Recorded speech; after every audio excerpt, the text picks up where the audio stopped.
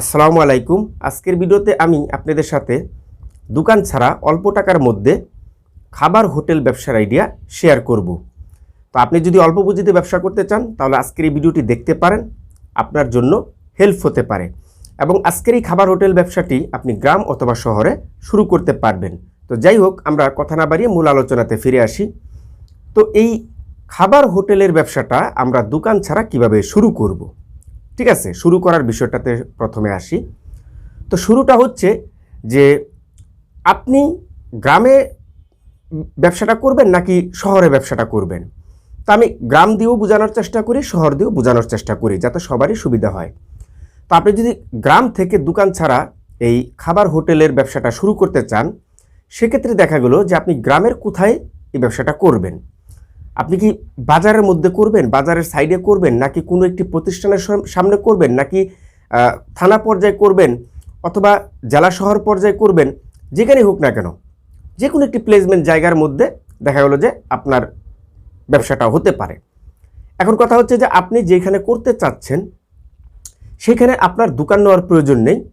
আপনি দেখুন যে সেখানে খালি কোনো স্পেস জায়গা রয়েছে কিনা, মালিকানার মধ্যে অথবা সরকারির আন্ডারে অথবা কারুর আন্ডারে, ঠিক আছে, যার আন্ডারেই থাকুক না কেন, খালি স্পেস জায়গা রয়েছে কিনা। এক কথায় ওই ফুটপাতের মতোই আর কি, ঠিক আছে, বা রাস্তার পাশে, আমরা যেটা রাস্তার পাশের ব্যবসা বলি, হ্যাঁ, এরকম আর কি। তো সেই খালি জায়গাটার মালিকের সাথে আপনি সর্বপ্রথম কথা বলেন।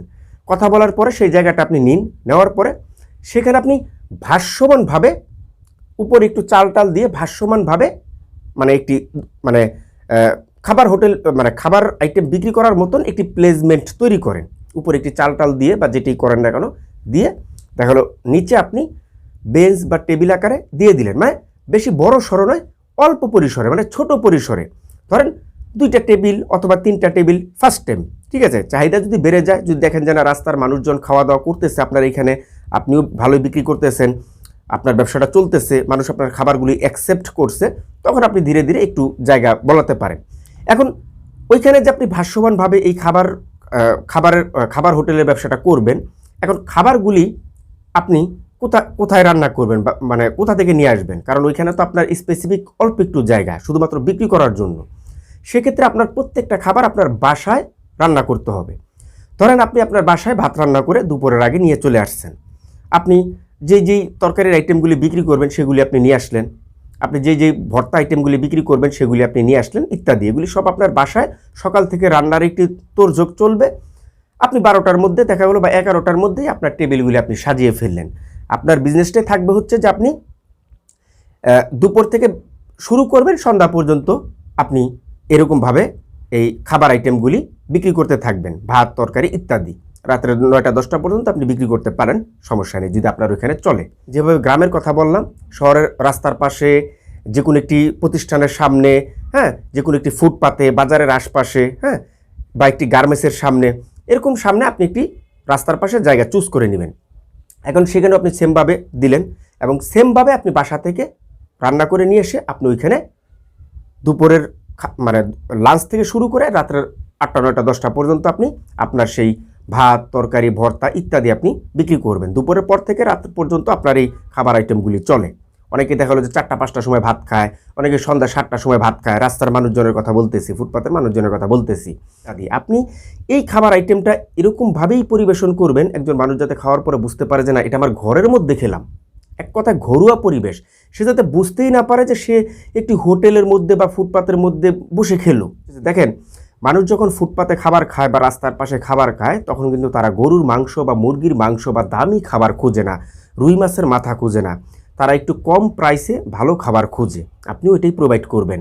তো কম প্রাইসে বলতে কোনটা বোঝাচ্ছি, যেমন একজন মানুষ যখন ফুটপাতে খাবার খেতে বসে, সে চিন্তা করে যে আমি এখানে একটু শাক ভাজি দিয়ে অথবা একটি গুঁড়া মাছ দিয়ে অথবা 3টা 4টা আইটেমের ভর্তা দিয়ে অথবা একটি সবজি দিয়ে খাওয়ার চেষ্টা করি। আর ওই সবজিটা দিয়েই যখন একজন মানুষ খাবে, সেটা যদি ভালো হয়, তার কাছে রুই মাছের মাথার চাইতে অথবা গরুর মাংসর চাইতেও কিন্তু ভালো লাগবে, ঠিক আছে, এবং কম টাকার মধ্যে সে খেতে পারলো।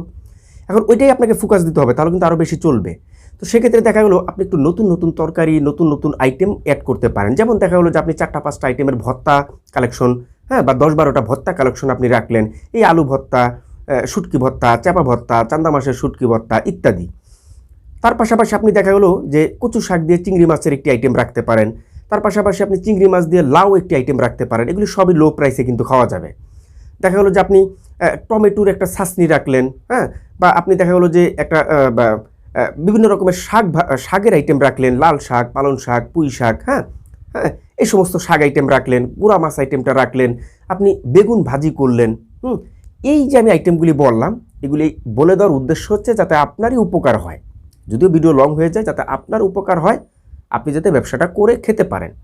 তো এই আইটেমগুলি যখন করবেন তখন দেখা গেলো যে একজন মানুষের কাছে আনকমন লাগবে, ঘরোয়া পরিবেশ লাগবে এবং সে কম টাকার মধ্যে ভালো খাবার খেতে পারলো। ঠিক আছে? অর্থাৎ এই বিষয়টা মাথায় রেখে সবসময় নতুন নতুন কম টাকার মধ্যে আইটেম নিয়ে আসার চেষ্টা করবেন। তো এখন আমরা আসব যে এই ব্যবসার মধ্যে লস এবং লাভের বিষয়টাতে। আমি আমার প্রত্যেকটা ভিডিওতে লস এবং লাভের কথা বলে দিই, ঠিক আছে, যাতে আমার ভিডিওর মাধ্যমে বা আমার ব্যবসার আইডিয়ার মাধ্যমে কেউ ক্ষতিগ্রস্ত না হয়। তো লাভের বিষয়টা আগে প্রথমে আসি। দেখেন, যেহেতু এগুলি খাবার আইটেমের ব্যবসা, এখানে আপনার মতো করে আপনি একটু লাভ করতে পারবেন, একটু কম বেশি দিয়ে, যেহেতু এখানে তো গায়ে রেটের ব্যবসা বান না। দেখা গেলো তরকারি যদি আপনি একটু কম দেন, একটু বেশি লাভ হলো, হ্যাঁ, ভাত যদি একটু কম দেন, একটু লাভ বেশি হলো, বা আপনি কম না দিয়েও দেখা গেলো যে আপনার মতো করে আপনি বিক্রি করলেন। ঠিক আছে? এবং দেখা গেলো যে এই সমস্ত খাবার আইটেম যত সেল হবে, যত মানুষ আপনার এখানে খাবে, ওরকম একটি লভ্যাংশ আসবে। অর্থাৎ সেলের উপরে প্রত্যেকটা ব্যবসার লভ্যাংশ নির্ভর করে। এখানে এক্স্যাক্টলি বলার কোনো প্রয়োজন আমি মনে করতেছি না। তবে ওই যে শর্টকাট উত্তর, যে আপনার মতো করে আপনি লাভ করতে পারবেন। এবং লসের যে বিষয়টা সেটি বলি, সেটি হচ্ছে যে দেখেন, আপনি যদি প্রতিদিনের খাবার প্রতিদিন বিক্রি করে শেষ করতে পারেন, তাহলে এখানে আপনার খাবার নষ্ট হচ্ছে না। আর খাবার যদি নষ্ট না হয়, তাহলে আপনাকে লস গুনতে হচ্ছে না।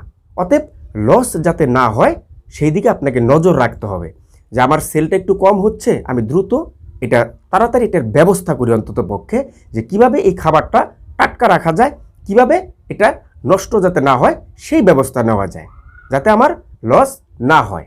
সর্বশেষ আমি আপনাদের উদ্দেশ্যে বলবো যে আপনি যদি বেকার থাকেন, আপনার কাছে যদি কোনো কর্ম না থাকে, আপনি যদি কোনো চাকরি খুঁজে না পান, তাহলে আপনার সেই অল্প পুঁজি নিয়ে আপনি এভাবে ফুটপাতে অথবা রাস্তার পাশে খাবার আইটেমের বা খাবার হোটেল ব্যবসাটা করতে পারেন। আশা করি যে আপনার বেকারত্ব অন্তত পক্ষে দূর হতে পারে। বেকারত্ব জীবন, মনে রাখবেন, অভিশপ্ত জীবন। এবং কর্মজীবন যত ছোট হোক, যত নিম্নমানেরই হোক, সেটা কর্ম, সেটা সম্মানজনক। সেখান থেকে যদি আপনি 2 টাকা ইনকাম করতে পারেন, তাহলে আপনার সম্মান আজ হোক কাল হোক ফিরে আসবে। তাহলে আজকের এই ভিডিওটি এখানে শেষ করলাম। সবাই ভালো থাকবেন, সুস্থ থাকবেন। দেখা হবে নেক্সট টাইমে সুন্দর একটি অল্প পুঁজির ব্যবসার আইডিয়া নিয়ে।